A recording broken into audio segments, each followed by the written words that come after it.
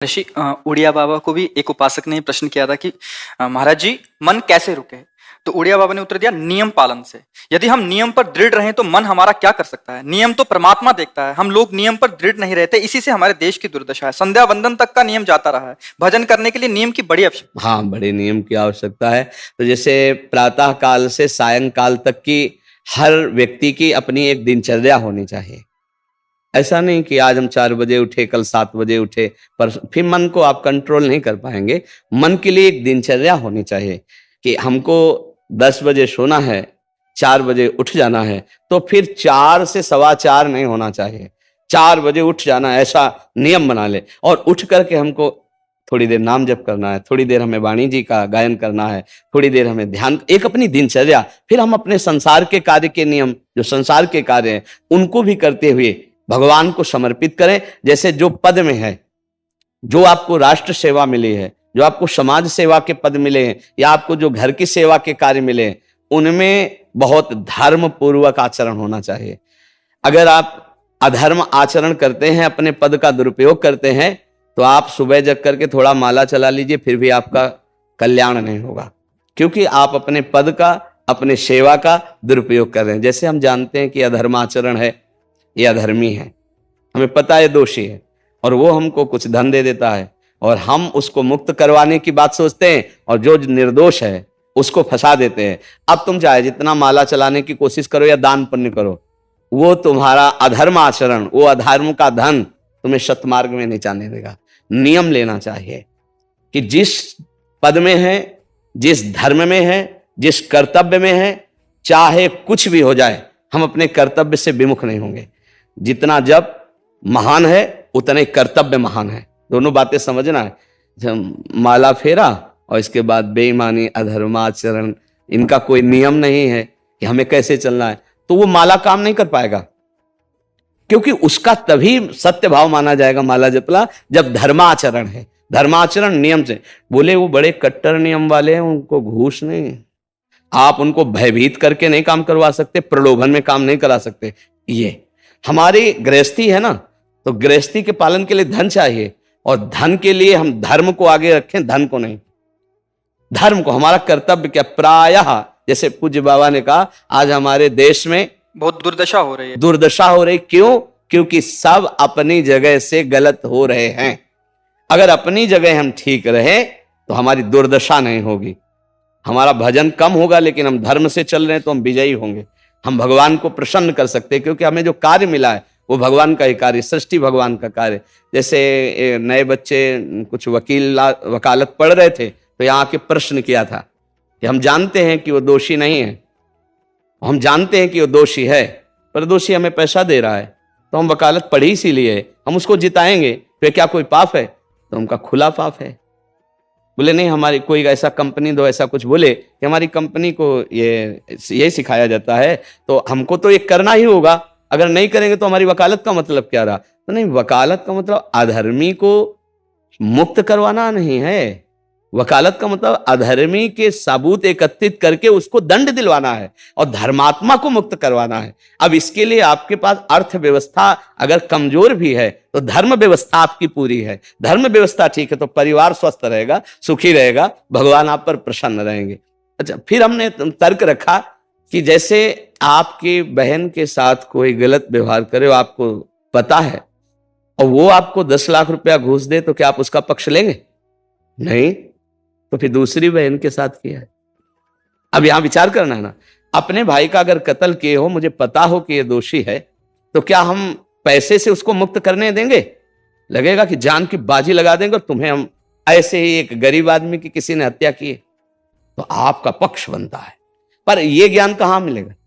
बिना अध्यात्म के ये ज्ञान तो मिलेगा नहीं। ज्ञान तो इस बात का मिला कि कैसे पैसा कमाया जाए। अच्छा, वो पैसा यदि अधर्म से आया है तो आपकी दुर्दशा कर देगा, आपकी बुद्धि भ्रष्ट कर देगा।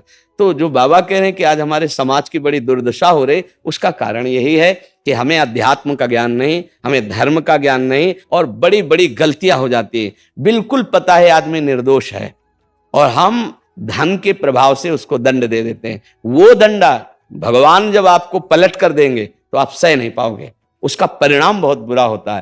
तो इसलिए समाज को चाहिए अपने अपने कर्तव्य का पालन करते हुए एक नियमावली बना ले।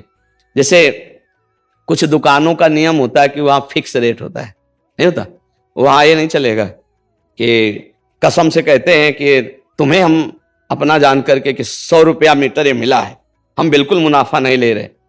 नहीं, झूठ क्यों बोल रहे हो? दुकान खोले हो मुनाफा के लिए, झूठ क्यों बोल रहे हो? नहीं लेंगे मुनाफा, हम जितने का लाए हैं उससे मुनाफा लेंगे, पर 120 रुपया मीटर देंगे, कपड़ा बढ़िया है, नाप फिट है, इससे नीचे नहीं उतरेंगे, हमें सफाई देने की जरूरत नहीं है कि हम कसम खाते हैं या ऐसा। हम जानते हो ये बिजली है, दुकान है, नौकर लगे हैं, तो इसका मुनाफा लेने के लिए दुकान खोलें, कोई दान करने के लिए तो नहीं। तो सबको पता है मुनाफा लेगा, लेकिन एक फिक्स दाम, उसे 10-20 रुपया का मुनाफा लेकर के हम उसको बेच रहे हैं। लेकिन झूठ क्यों बोले? बोले झूठ के बिना धंधा नहीं चलता। नहीं, ऐसा नहीं है। अब असत्य बोलोगे तो उससे जो आपको मुनाफा मिलेगा वो आपकी बुद्धि भ्रष्ट करेगा, और सत्य है कि मुनाफा के लिए है वही चीज, और आप एक फिक्स रेट में दे रहे, बढ़िया है। अब अगर आप कोई मिलावट करके भोजन सामग्री दे रहे हैं, आपको पता है, तो जो खाने वाले के हृदय में बैठे हुए भगवान है वो तुम्हारे जीवन में मिलावट कर देंगे, तुम्हारा जीवन महान दुखमय हो जाएगा। ये कहां समझा जाता है? एक आदमी सिंथेटिक दूध बना रहा है, उससे कहो ये अपने बच्चे को पिला, नहीं पिलाएगा। फिर ये दूसरे का बच्चा जब पिएगा तो उसकी हालत क्या होगी? दूसरे शरीर में जाएगा तो हालत क्या होगी? वो केवल धन की बुद्धि रखता है।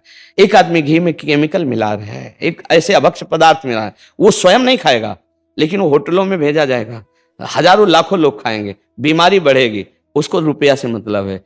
ये चीज, ये दुर्दशा हर जगह धर्म का ज्ञान न होने के कारण फैल रही, नहीं फैल रही। एक मरीज बीमार है, असली दवाओं में पैसे ज्यादा है, नकली दवा लेकर के असली के दाम में बेच देना, उसको बिल्कुल फायदा ना होना। लेकिन परमात्मा देख रहा है, तुम जानते हो नकली दवा है, वो तो नहीं जानता बेचारा, ज्यादा पढ़े लिखे नहीं, किसान आदमी गांव का आया है, तुमने दे दिया और उसने पैसा दिया असली के। अब वो पैसा तुम्हारी बुद्धि भ्रष्ट करेगा, तुम्हारे परिवार में कलह पैदा करेगा और तुम्हारा पतन कर देगा। ऐसे हर डिपार्टमेंट में, हर विषय में यदि हम अपने धर्म से चले, अपने सत्य से चले और थोड़ा भी भजन होगा, वो आपको उत्तम गति प्रदान करेगा। पर ऐसा कहां समझ में आ रहा? अध्यात्म के बिना भला ऐसा समझ में आएगा? तो इसीलिए कह रहे हैं हमारे देश की दुर्दशा हो रही। पूर्वजों में पहले यह था कि हमारा धर्म नहीं जाना चाहिए चाहे प्राण चले जाएं, हमारा चरित्र नहीं जाना चाहिए चाहे सर्वस्व नष्ट हो जाए।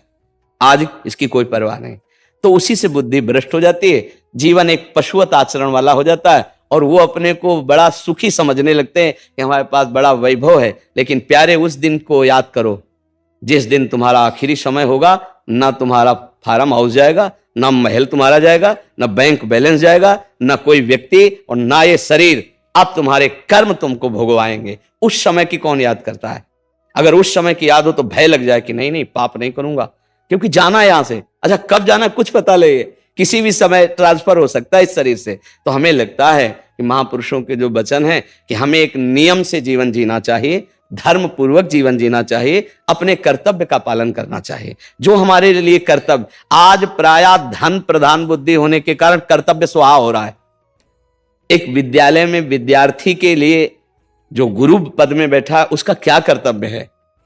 वो अपने कर्तव्य को भूला हुआ है। भला छोटे छोटे विद्यार्थियों को, जिनकी नींव पूरे राष्ट्र सेवा में, समाज सेवा में बन सकते हैं, अगर उनको हम सही शिक्षा नहीं दी तो उनका पूरा जीवन बर्बाद हो जाएगा। अगर उनको हम गलत सपोर्ट कर दिए तो उनका पूरा जीवन बर्बाद, क्योंकि नया जीवन है। और जगह जगह अपने अपने कर्तव्यों का यदि पालन किया जाए तो पूरा समाज सुखी हो जाए। लेकिन कर्तव्यहीनता आ रही, कोई अपने कर्तव्य को नहीं समझ रहा है। तो यही बात महापुरुष जनों को दुख लगता है कि अगर सब अपने कर्तव्य का पालन करें, धर्म का पालन करें, भगवान का नाम जप करें, तो सब सुखी हो जाए। सुख सब चाहते हैं और आचरण दुख वाले करते, इसीलिए सुख नहीं मिल रहा है, परिणाम में हमें दुख मिल रहा है। सच्ची मानना, वो रुपया पूरे परिवार में अशांति पैदा कर देगा। और धर्म पूर्वक 100 रुपया लाओगे और 4-5 परिवार के बैठ के नमक रोटी खाओगे, आनंद से सोओगे, बड़ा प्यार रहेगा, भगवान की कृपा रहेगी। पर यह बात समझ में नहीं आती है। तो ये वृत्ति अगर छोड़ी ना जाएगी तो कुछ भी कर लो, कहीं भी दान पुण्य कर लो, लाभ नहीं मिलेगा। अगर दान देने की बात कही गई है तो धर्म पूर्वक कमाए हुए धन से। अगर आप मेहनत से कमाए हो ना, 10 रुपया दे दोगे ना, तो 10 रुपए का वो आटा लाके अगर 2 रोटी खाएगा तो खूब वजन होगा। वो आप 1 लाख रुपया बेईमानी कर रख दोगे ना, तो बैठे बैठे वो गंदा ही सोचेगा, वजन नहीं होगा। उसका गंदा सोचना और आपका गंदा करना दोनों मिल करके, उसके कारण भी तो आप बने ना, तो आपका ही पतन हो जाएगा। उसको तो भगवान बचा लेंगे क्योंकि भगवान की शरण में है। तो मुझे लगता है अधर्म के धन से कभी किसी को लाभ नहीं मिलता। तो अपने कर्तव्य का पालन करते हुए यदि नाम जप किया जाए तो बहुत जल्दी हमको लाभ प्राप्त हो जाए। बहुत सुंदर मतलब ये चर्चा होती है, अगर आप लोग इसको धारण कर लें तो निहाल हो जाएंगे। सच्ची कह रहे, ये जो बातें हैं ये बहुत सुंदर जीवन को पुष्ट करने वाली हैं, पर आप धारण कर लें तो बात है। नहीं तो जैसे लाभ दिखाई दे रहा 50,000, तो ये बातें भूल जाओगे, ये बातें अच्छी नहीं लगेंगी। हे यार बहुत बढ़िया काम घर में आएगा, पर हमारी ये बात ध्यान रखना, वो 50,000 घर में अशांति पैदा कर देगा। सच्ची मानना, आप धर्म से चलना, धर्म से चलोगे तो भगवान तुम्हारी रक्षा में रहेंगे। अधर्माचरण, देखो कैसी कैसी घटनाएं होती हैं। बढ़िया कार है, फिल्मी गाना लगाए चल रहे हैं, और वो एक्सीडेंट हुआ, आग लग गई, बाहर निकल ही नहीं पाए, वो अंदर ही जल गए। क्या हुआ? ये करोड़ों रुपए की कार भूंज दिया तुमको अंदर ही बैठाल के, धू धू करके आग लग गई, अंदर जल। ऐसे जलना चाहते हो या भगवान के आनंद में चिंतन करके शरीर छोटे हो फिर दाह संस्कार हो ऐसे कि सब लोग भगवान के नाम का कीर्तन करते ही जा रहे, फिर आपका अंतिम संस्कार वहां जीवित जल गए? क्या हो सकता है? एक एक पल तुम्हारे कर्म का हिसाब होगा, एक एक सेकंड का। ऐसे कर्म करो कि हमारा अच्छा हिसाब हो, बुरा हिसाब। ये मत समझो कोई देख नहीं रहा, वो देख रहा है जिसको हिसाब कर रहा है, वो देख रहा है। उसके लिए कोई वकील या किसी सबूत की जरूरत नहीं होती, वो सर्वांतर्यामी आपके अंदर बैठे ही देख रहा है। तो सदैव जैसे सत्संग सुन रहे हैं, तो अगर हाथ जोड़ के प्रार्थना है, थोड़ी भी बात मान लोगे तो आप सच्चे सुख के मार्ग में चलने लगोगे।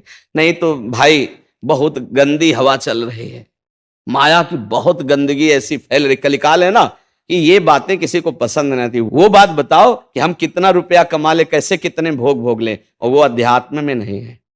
आपको सच धोखे में मत रहना, अध्यात्म में है। जितना आप धर्म से चलोगे उतना सुखी होगे, और लोक में है जितना धन मिल जाएगा उतना सुखी माना जाएगा। लेकिन वो सुख नहीं है, वो चंद मिनट के लिए हाइलोजन की तरह जलेगा, फ्यूज हो जाएगा। और धर्मात्मा दीपक की तरह जलेगा, पर बहुत काल तक चलता रहेगा। इन बातों का चिंतन कीजिए, खूब नाम जप कीजिए, और भगवान के भरोसे रहिए, गंदे आचरण मत कीजिए। इस वीडियो में गुरुजी ने बताया कि आप अपने मन को कैसे कंट्रोल कर सकते हैं। अगर आपको ये वीडियो पसंद आई तो मेरे चैनल को लाइक, शेयर एंड सब्सक्राइब कर दें। राधे राधे।